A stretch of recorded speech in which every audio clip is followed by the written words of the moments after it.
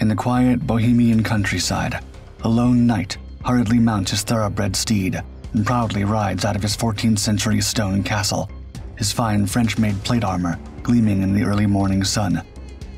Josef Mencik has caught wind of a foreign army coming to seize his homeland. He confidently gallops toward the outer limits of his realm, his halberd firmly in hand, as he prepares to fend off the invasion. Arriving in the town of Bučina, he positions himself in the middle of the road and awaits the enemy. He hears an ominous rumble in the distance, followed by the rhythmic thud of marching boots. Straining his eyes, he can make out an imposing line of steel behemoths, flanked by thousands of rifle-wielding uniformed soldiers. It is October 1st, 1938. The Third Reich is coming, and the self-proclaimed Last Knight of Dobrš is determined to stand in their way. Little is known about Josef Mencik's early years or family background, but it is believed he was born sometime in the 1860s or 70s in Czechoslovakia's Bohemian forest region, known as Šumava in Czech or Bommerwald in German. What is certain is that by 1911, he had set his sights on an ambitious project that would define the rest of his life. That year, Mencik purchased the ruins of Dobrš Castle, a 14th century fortress in a village of around 400 inhabitants. The structure, damaged by fire and centuries of neglect, had fallen into severe disrepair and was a far cry from its former glory. But where others saw a crumbling relic, Mencik envisioned his own private kingdom. With determination and a clear vision, Mencik embarked on a painstaking restoration process. He worked tirelessly to bring the building back to life, not as a modern dwelling, but as a true medieval castle. Yet Mencik's restoration of Dobrš Castle went far beyond mere historical preservation. He was determined to live as authentically as possible in the manner of a medieval knight. This meant foregoing all modern conveniences, including electricity, indoor plumbing, and motorized transportation. He traveled on horseback, dressed in full armor, and even carried a halberd as his weapon of choice.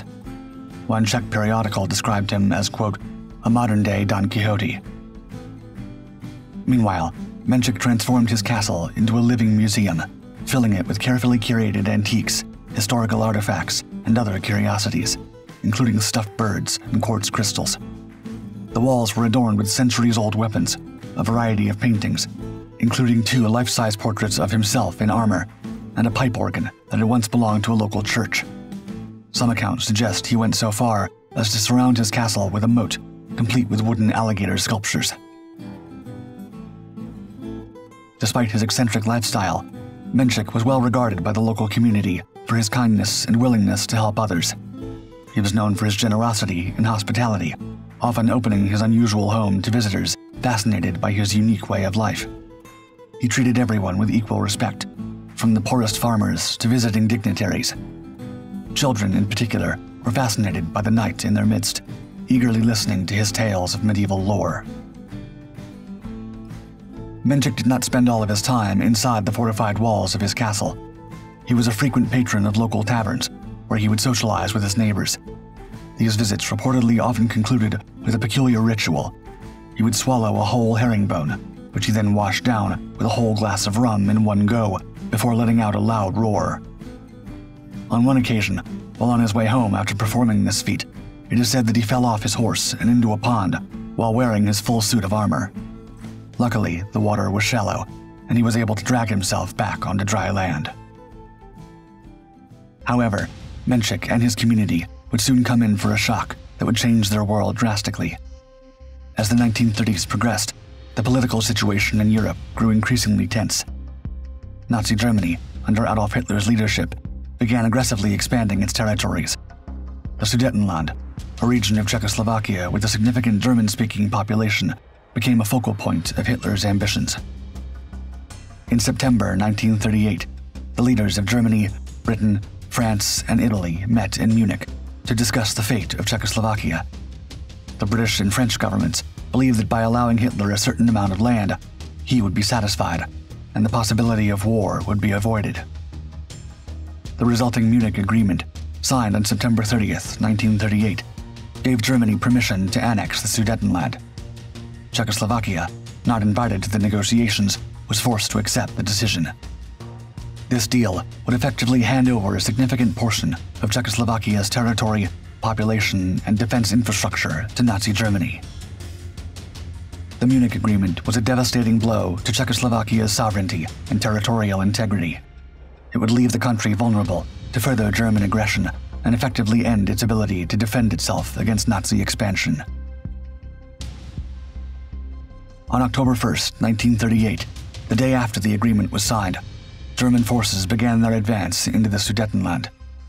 While they were welcomed by many of the region's German-speaking inhabitants, the reaction was generally very different among those of ethnic Czech or Slovak origin, as well as Jews and other minorities.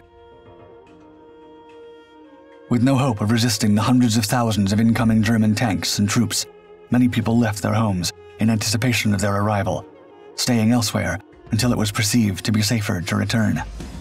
However, while many fled, one man did quite the opposite. As tanks and troops began crossing the border, they encountered little resistance.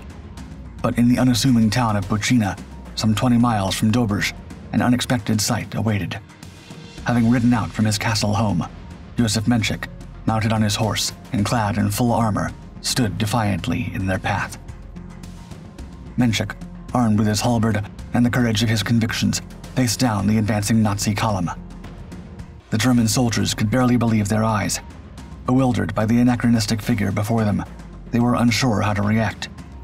For a brief moment, the medieval knight and the modern war machine stood frozen as they stared at one another in a surreal tableau. Eventually, the German forces continued their advance, forced to maneuver around the resolute knight. Mencik's act of defiance, while ultimately futile in stopping the invasion, became a powerful symbol of Czech resistance. In the aftermath of the Nazi occupation, Mencik continued to live in his castle, maintaining his medieval lifestyle, even as the world around him plunged into the most modern of wars. His castle, technically never captured during the conflict, stood as a silent testament to his unwavering commitment to his ideals. After the war, Czechoslovakia fell under communist rule. In a cruel twist of fate, Mencik's beloved castle was nationalized by the new government in 1945. The heartbreak of losing his lifelong project was too much to bear. Just days after losing his home, Josef Mencik passed away, estimated to be in his late 70s. Today, Dobrš Castle stands as a museum, open to the public, just as it was during Mencik's lifetime. Visitors can explore the rooms where the last knight lived, surrounded by the antiques and curiosities he so carefully collected, ensuring the legend of this unique character who refused to bow down to foreign invaders will live on for many years to come.